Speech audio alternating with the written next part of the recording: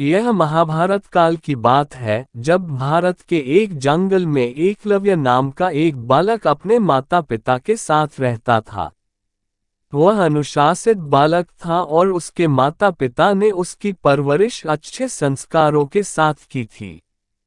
एकलव्य की धनुर्विद्या में बहुत रुचि थी, लेकिन जंगल में इसके लिए साधन उपलब्ध नहीं थे। इसलिए वह गुरु द्रोणाचार्य से धनुर्विद्या सीखना चाहता था। गुरु द्रोणाचार्य उन दिनों राजकुमारों अर्थात पांडव और कौरवों को धनुर्विद्या सिखा रहे थे और उन्होंने भीष्म पितामह को वचन दिया था कि वह राजकुमारों के अलावा किसी को भी धनुर्विद्या का ज्ञान नहीं देंगे।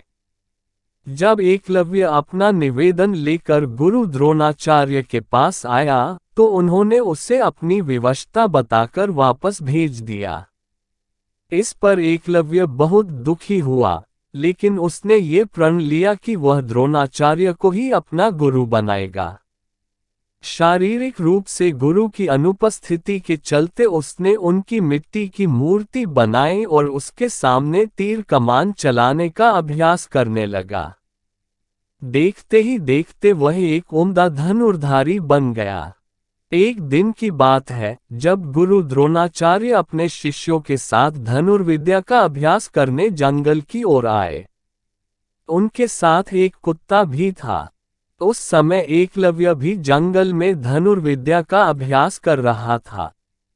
ऐसे में जब कुत्ते को जंगल के एक ओर से आवाज आई, तो वह उस ओर जाकर भौंकने लगा, जिससे एकलव्य की एकाग्रता भंग होने लगी। इस वजह से कुत्ते को चुप करवाने के लिए एकलव्य ने उसके मुंह में कुछ इस प्रकार बाण चलाए कि उसका भौंकना भी बंद हो गया और उसे कोई चोट भी नहीं आई। कुत्ता वापस द्रोणाचार्य के पास भाग गया। जब उन्होंने कुत्ते को देखा तो उन्हें अपनी आंखों पर विश्वास नहीं हुआ और उन्होंने सोचा कि इतना अच्छा धनुर्धारी कौन है, जिसे धनुष बाण की ऐसी विद्या आती है।